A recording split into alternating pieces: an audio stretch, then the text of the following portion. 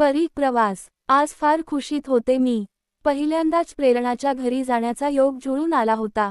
प्रेरणा आणि माझी काहीच महिन्यांपूर्वी झालेली नेटभेट पण अल्पावधीतच छान मैत्री झाली आमची।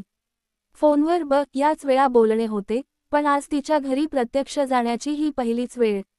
नोकरदार मुंबईकरांचा रविवार हा एकमेव हक्काचा आरामाचा दिवस। रोज यालाही लाजवेल अशा जलद गतीने धावणारे हे मुंबईचे घड्याळ आज रविवारी विलक्षण मंदावते व सकाळपासूनच दिनक्रम कासवाच्या गतीने चालू होतो, तसंच माझंही झालं होतं। पण तरी जमेल तेवढं लवकर सगळं आटोपलं आणि प्रेरणाकडे जाण्यासाठी बाहेर पडले। तिच्या घरी जशी पोहोचले तशी मला पाहताच आनंदाने तिने मला दरवाजातच मिठी मारली। आम्ही पहिल्यांदा भेटतोय हे कुणालाच सांगून खरं वाटलं नसतं। खूप घनदाट मायेची मिठी। घरात प्रवेश केला आणि मनातल्या मनात एकच शब्द उच्चारला, अप्रतिम। अंतर्गत सजावट खूप छान होती घराची, मी पाहतच राहिले। प्रेरणाने झटपट चहा करून आणला आणि सोबत बिस्किटेही। चहा घेता घेता आमच्या गप्पा सुरू झाल्या। त्यात आम्ही कधी रंगून गेलो ते आमचं आम्हालाच कळलं नाही। तेवढ्यात माझी नजर समोरील भिंतीवरील एका फोटोकडे गेली आणि तिथेच खिळून राहिली। प्रेरणाचा फॅमिली फोटो होता तो। तिचा नवरा आणि 2 मुली। नीट निरखून पाहिल्यावर मला काहीतरी जाणवलं। मी म्हटलं, प्रेरणा, या फोटोतील ही तुझी मोठी मुलगी रियाना आणि ही दुसरी परी, बरोबर? अर्थात आमचं फोनवरचं बोलणं इतकं नक्कीच झालं होतं, पण परी तर तुम्हा सर्वांपेक्षा खूप वेगळी दिसते। हे ऐकून प्रेरणा चमकल्यासारखी वाटली। समोरील रिकाम्या कपबशा उचलून स्वयंपाकघरात गेली। 2 ते 3 मिनिटांनी ती बाहेर आली खरी, पण वेगळ्याच विश्वात हरवली होती। मी न राहवून तिच्या खांद्यावर हात ठेवला, तशी ती भानावर आली अन खुदकन हसली, म्हणाली, थांब, एक गंमत सांगते तुला। तिच्या खळखळून हसण्याने माझ्याही मनावरचं ओझं उतरलं। तिने आपल्या बोलण्याची गाडी पुढे दामटली। तुला माहीत आहे ना, मुंबईची जीवनवाहिनी, आपली ट्रेन, ती कशी रोज एखाद्या महाराणीसारखी डौलात धावत असते? मी म्हंटलं, हो ना। काय तो तिचा रुबाब! आजूबाजूचा धुरळाच नाही तर इमारती, रस्ते, झाडे सगळ्यांनाच जणू गेलात उडत असं म्हणत ती मागे लोटत धावत असते आणि आपण बापडे आज्ञाधारक दासींसारखे गपगुमान तिच्यासोबत जात असतो। प्रेरणा म्हणाली, मग काय तर। आणि त्यात हा मुंबईतील उसळलेला गर्दीचा महापूर। अगदी नकोशी वाटते ही गर्दी। बसायला जागा तर सोडाच, धड उभं राहणं म्हणजे सुद्धा जिकिरीचंच। त्यातून दरवाजात उभं राहिलं नाही तर उतरायलाच मिळणार नाही। त्यामुळे मला रोज जीव मुठीत घेऊन दरवाजाच्या कडेला उभे राहून प्रवास केल्याशिवाय गत्यंतर नसतं। धडधाकटपणे उतरायला आणि सुरक्षित अवस्थेत घरी पोहोचायला मिळणे म्हणजे नशिबाने आणि काळाने आपल्यावर केलेली मेहरबानी जणू। एके दिवशी मी ऑफिसला निघाले।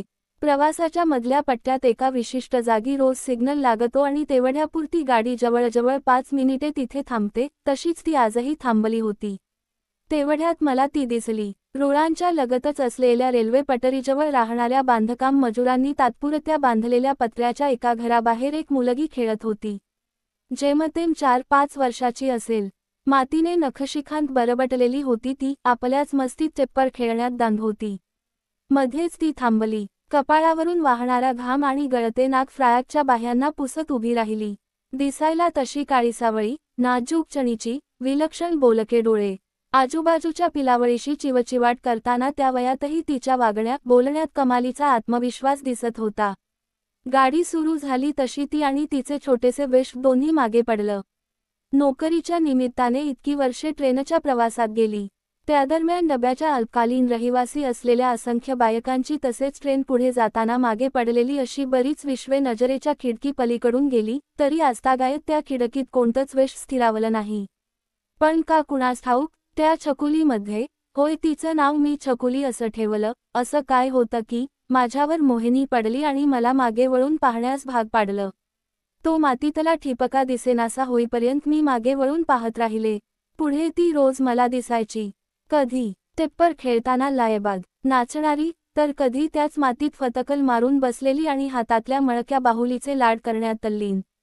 कोण काय म्हणेल असले विचार तिला काय माहीत। त्या सिग्नल लागलेल्या 5 मिनिटात जणू काही आमचं एक छोटेसे वेश तयार झालं। पूर्वी ती सिग्नलची 5 मिनिटं म्हणजे मला जीवावर यायचं। त्यामुळे त्या मोटरमनला आणि त्या सिग्नलला मनातल्या मनात शिव्यांची लाखोली ठरलेलीच। कारण त्यामुळे याच वेळेला उशीर व्हायचा. पण आता त्या छकुलीच्या विश्वात तेच क्षण आनंदात जायचे. एक दिवस खेळता खेळता त्या ठिकाणी अचानक भांडण सुरू झालं. एका थोराड मुलाने छकुलीच्या पाठीत धपाटा घातला. बिचारी नाजूक पोरगी कळवळली, रडायला लागली. मलाही गलबलून आलं, पण क्षणभरच. याच क्षणी तिने त्या पोराच्या पाठीत असा काही गुद्दा मारला की तो मटकन खालीच बसला आणि मोठ्याने भोकाट पसरलं. तशी ती आनंदाने टाळ्या वाजवत नाचू लागली. मीही आजूबाजूचं भान विसरले आणि टाळ्या वाजवल्या. तिने त्या ऐकल्या असाव्यात. तिने मान वळवून माझ्याकडे पाहिले आणि तीही खुदकन हसली. किती गोड निरागस हास्य होतं ते. त्याची सर कोणत्याही मौल्यवान वस्तूला येणार नाही. तेवढ्यात ट्रेन सुरू झाली तशी मी तिला टाटा केला आणि फ्लाइंग किस दिला. तसं तिनेही मला टाटा केलं. पुढे पुढे या रोजच्या धावत्या भेटीत ती रोज मला न चुकता हात करायची, हसायची. माझ्यामध्ये तिला काय दिसलं माहीत नाही. आई, बहीण, मैत्रीण की अजून काही जगावेगळं नातं. पण तरीही एक जिव्हाळ्याचं नातं आमच्यात तयार झालं होतं एवढं नक्की. अधूनमधून मी ट्रेनमधूनच चॉकलेट, पिना, हेअर बँड अशा छोट्या छोट्या गोष्टी तिच्या दिशेने टाकायचे. तिला त्याचं एवढं अप्रूप असायचं की जणू काही खजिना गवसल्यासारखं ती त्या वस्तू घेऊन नाचायची. साहजिकच होतं म्हणा. बरेच दिवस चाललं असं. मग एकदा मी खूप आजारी पडले. मग काय, ऑफिसला सक्तीची विश्रांती. ते 4-5 दिवस तपाप्रमाणे भासले मला. माझंही स्वतःचं कुटुंब होतंच की. नवरा, एक लहान मुलगी. तरी हे जगावेगळं नातं मला प्रिय झालं होतं. छकुलीला रोज सकाळी भेटायची सवय लागली होती ना.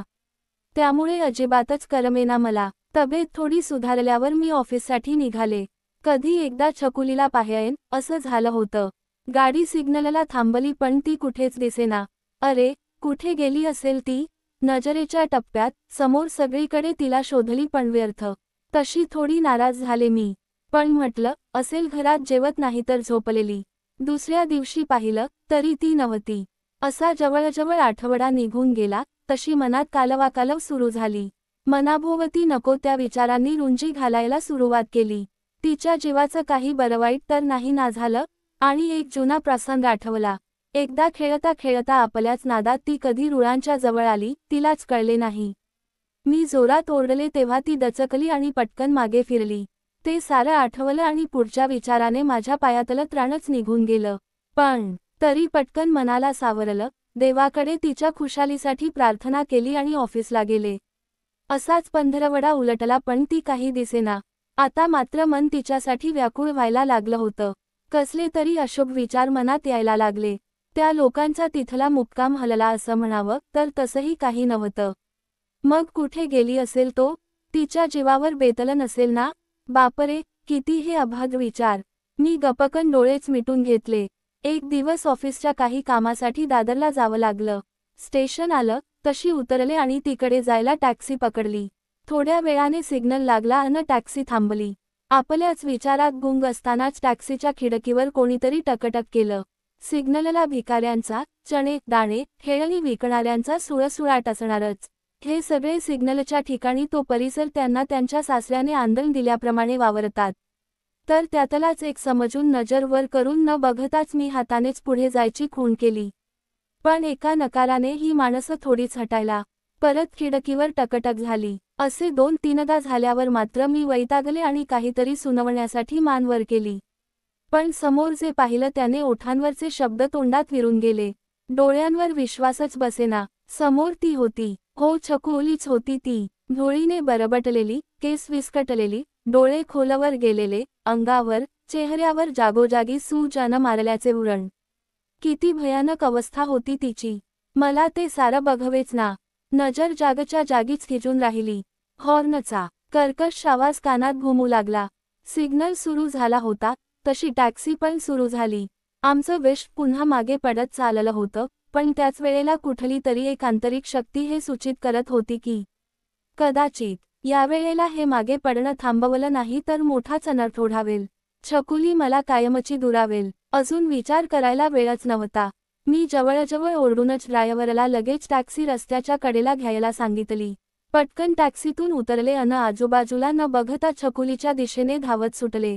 ती तिथेच उभी होती रस्त्याच्या मधोमध, स्तब्ध, निर्जीव बाहुल्यासारखी, मुंबईच्या मायाजाळात हरवलेली. मी हाताने बळेच मागून येणा या गाड्यांना थांबवले आणि तिला उचलून रस्त्याच्या कडेला आणली. तिचे भकास निर्जीव डोळे आणि तिचं अस्तित्व भलत्याच कुठल्या तरी जगात हरवल्यासारखं. पण मला पाहताच तिच्या डोळ्यांच्या त्या रखरखीत काठांवर पाणी जमा झाले. तिच्या त्या अवस्थेतही मी तिला उराशी कवटाळली. दोघींच्या डोळ्यातून अश्रूंच्या धारा वाहत होत्या. माझ्या आश्वास्त मिठीत तिला जणू ध्रुवता याचं अढळ स्थान गवसलं होतं की काय कोण जाणे, पण ती मला घट बिलगली होती. मी आधी माझ्या ऑफिसला फोन करून घरगुती अडचण आल्याने घरी जात आहे असे कळवले आणि तिला त्याच टॅक्सीत घालून घरी आणली. रियानेच दरवाजा उघडला. दारात छकुलीला पाहताच, आई, कोण ही? हिला घरी का आणलं आहेस? काय झालंय हिला? ही अशी का? अशी प्रश्नांची सरबत्ती सुरू केली. तिच्या मागेच माझा नवरा, प्रसाद उभा होता. त्याच्या चेहऱ्यावरही प्रश्नांची दाटी व्हायला लागली होती. ते पाहताच मी त्यांना म्हटलं, मला थोडा वेळ द्या. मी सर्व काही सांगते. आत्ता ह्या क्षणी हिला माझी गरज आहे. मग मी छकुलीला घरात घेऊन गेले. तिला छान अंघोळ घातली. वाटेत तिच्यासाठी काही कपडे घेतले होते ते तिला घातले आणि जेवायला वाढलं. कुणाला माहीत किती दिवसांची उपाशी होती ती. वाघ मागे लागल्यासारखी जेवत होती. नंतर तिला शांत झोप लागली. मग मला जरा हायसं वाटलं. मी हॉलमध्ये आले अन प्रसाद आणि रियाला हाक मारली. तशी रिया धावतच माझ्याकडे आली. आई, कोण आहे ग ही? हिला इथे का आणलं? तिचा तक्रारीचा सूर पाहून मी मनात थोडी कचरले, पण तरीही सावरलं स्वतःला. रियाला जवळ घेतलं, तिला लाडाने कुरवाळलं आणि माझ्या व छकुलीच्या बाबतीत सुरुवातीपासूनच दोघांनाही सर्व काही सांगितलं. मुख्य म्हणजे दोघांनीही ते शांतपणे ऐकून घेतलं. थोडे दिवस कृपया छकुलीला इथे राहू द्या. यथावकाश आपण हिच्या बाबतीत निर्णय घेऊ. चालेल ना? माझं नशीब बलवत्तर की दोघांच्या समंजसपणाने बाजी मारली माहीत नाही, पण छकुलीला राहायची परवानगी मिळाली. 1 ते 2 दिवस मी असेच जाऊ दिले, काहीच विचारलं नाही तिला. पण काय झालं असेल याची तिच्याकडे बघून एकंदरीत कल्पना आली होती मला. तिला त्याबद्दल विचारायलाही जीव कचरत होता, पण एक दिवस तिचा मूड पाहून तिला विचारलंच. त्या कोवळ्या जीवाकडून तेव्हा एवढंच कळलं की एक दिवस तिचा दारुडा बाप तिला एका गलिच्छ वस्तीतल्या एका माणसाकडे घेऊन गेला. थोडा वेळ त्यांच्यात काहीतरी बोलणे झाले आणि मग त्या माणसाने त्या बापाच्या हातात काही कागद दिले. त्या निर्दयी बापाने तिच्याकडे एकदाच पाहिले आणि नंतर तिला तिथेच सोडून जो तरातरा निघून गेला तो आजतागायत फिरकलेला नाही. यापुढे तिला काही विचारायची गरजच नव्हती. या 1-2 वाक्यात तिच्यावर काय काय प्रसंग घडले असतील त्या कल्पनेनेच मन विषण्ण झालं. थोड्या पैशांसाठी तिला त्या बाप नावाच्या नराधमाने विकलं होतं आणि तिला भीक मागायला लावली होती. नशीब बलवत्तर की आमचे जन्मांतरीचे काही ऋणानुबंध म्हणून ती मला दिसली आणि अजून काही वाईट घडायच्या आत जीवघेण्या यातनांपासून तिची सुटका झाली. छकुली आता घरात बरीच सावरली होती. माझ्या कुटुंबात मिसळायला लागली होती. रियालाही हळूहळू ती आवडायला लागली होती. एखाद्या लहान बहिणीसारखी ती तिची काळजी घेत होती, माया करत होती. पण तिचं पुढे काय, हा प्रश्न आता भेडसावत होता. तिला अनाथाश्रमात भरती करावं असा विचार एक क्षण मनात आला, पण पुढच्या भीतीने लगेच मनात घर केलं. कोण जाणो, तिथेही तिला अशीच किंबहुना अजून वाईट वागणूक मिळाली तर? दुष्कृत्यांचा महाराक्षस हल्ली सगळीकडेच बोकाळला आहे. मला आता छकुलीच्या बाबतीत कोणताच धोका पत्करायचा नव्हता. त्या नराधमांनी तिला शोधून काढले आणि तिच्यावर स्वतःचा हक्क सांगितला तर परत ती त्या नरकयातना देणार या जगात जाईल. या विचारानेच अंगावर काटा आला. काय करावे? मी आता छकुलीला माझ्या नजरेआड अजिबातच होऊन देण्यात तयार नव्हते. अचानक डोक्यात एक कल्पना आली. खरं तर बराच धाडसी विचार होता तो. असं घाईघाईत त्यावर निर्णय घेणे चुकीचे होते, कारण या निर्णयाला माझ्यासाठी माझ्या कुटुंबाचीही संमती तितकीच महत्त्वाची होती. छकुलीच्या अन आमच्याही आयुष्यभराचा प्रश्न होता हा. पण माझा विचार पक्का होता. मी उठले अन प्रसादकडे, माझ्या याकडे गेले. त्याला म्हटलं, प्रसाद, मला तुझ्याशी एका खूप महत्त्वाच्या विषयावर बोलायचे आहे. कृपया शांतपणे ऐकून घेशील ना? मला ना. थांब प्रेरणा. प्रसादने माझे बोलणे तिथेच तोडले. मला क्षणभर वाटलं झालं, संपलं आता सारं. आणि तो बोलायला लागला. छकुलीला तू जेव्हापासून घरात आणलंस, तेव्हापासून मी याच गोष्टी हेरल्या आहेत.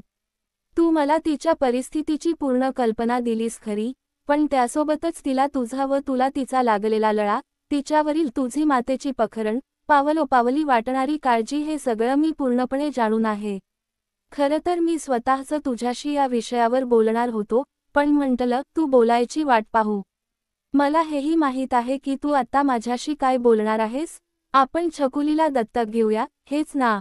अगं वेडे, तू विसरलीस का आपला प्रेमविवाह आहे ते.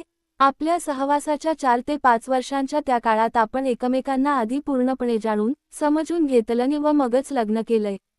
मला तुझ्या मनातलं समजणार नाही का. छकुली मलाही आवडते. भाबडी वेडी पोर आहे तीर्थरूप. आपल्या रियालाही लहान बहीण मिळेल. तसेच दोघींवरही अन्याय होणार नाही, याची मात्र खबरदारी घ्यावी लागेल. आपण लवकरच योग्य ती कायदेशीर प्रक्रिया पूर्ण करून छकुलीला दत्तक घेऊ. आपल्या आयुष्यात अशी अचानकपणे अवतरली म्हणून तिचं नाव आपण परी ठेवूया. चालेल, मला पुढे काही बोलायची गरजच नव्हती. माझं सगळं बोलणंच खुंटलं होतं. मी फक्त वासून प्रसादकडे बघतच राहिले. आपल्या भावनांचा आदर करणारा, आपण न बोलताही आपले विचार समजणारा, आपल्या प्रत्येक निर्णयात आपल्यासोबत खंबीरपणे, विश्वासाने उभा असणारा असा प्रेमळ जीवनसाथी असेल तर स्त्री कोणतेही महत्त्वाचे निर्णय आत्मविश्वासाने तसेच योग्य रीतीने घेऊ शकते. मी आनंदाने प्रसादला मिठीच मारली अन तोही मला लाडाने थोपटत राहिला. अचानक माझी नजर मागे उभी असलेल्या परीवर गेली. बोलण्याच्या नादात ती कधी मागे येऊन उभी राहिली ते कळलंच नाही. आमची दोघींची नजरानजर होताच ती पटकन आली आणि आम्हाला बिलगलीच. कालांतराने परी कायदेशीररित्या आमच्या कुटुंबाची सभासद झाली. रियानेही तिला धाकटी बहीण म्हणून सहज स्वीकारले अन अशा प्रकारे आमच्या कुटुंबाची सोनेरी चौकट या अर्थाने पूर्ण झाली. अल्पावधीसाठी गतीला खीळ बसवणा या सिग्नलने परीच्या आयुष्याला मात्र या अर्थाने गती दिली. प्रेरणाचं बोलणं संपलं होतं, पण माझ्या ते लक्षातच आलं नाही. मी मंत्रमुग्ध होऊन ऐकतच राहिले होते. प्रेरणाने माझा हात पकडला तेव्हा कुठे मी भानावर आले अन तिच्याकडे पाहिले. तिच्या चेहऱ्यावर समाधान ओसंडून वाहत होते, ते पाहून मी तिला मिठीच मारली. आई, मला खायला दे ना ग. खूप भूक लागली आहे. मी मागे वळून पाहिले. परी प्रेरणाला येऊन बिलगली होती. आणि या कोण ग, तिने विचारलं. तशी मी तिला जवळ घेतले, गोंजारले, लाडाने तिचा पापा घेतला अन म्हटलं, मी तुझ्या आईची मैत्रीण आणि आता तुझीही. करशील माझ्याशी मैत्री. तशी ती खुदकन हसली व मला नमस्कार केला. तिला व रियाला शुभाशीर्वाद देऊन एक सुंदर अनुभूती घेऊन मी घराबाहेर पडले होते. एका परीचा तिमिरातून तेजाकडचा प्रवास मी स्वतः अनुभवत होते. आणि ती अनुभूती फार वेगळी होती. फार वेगळी.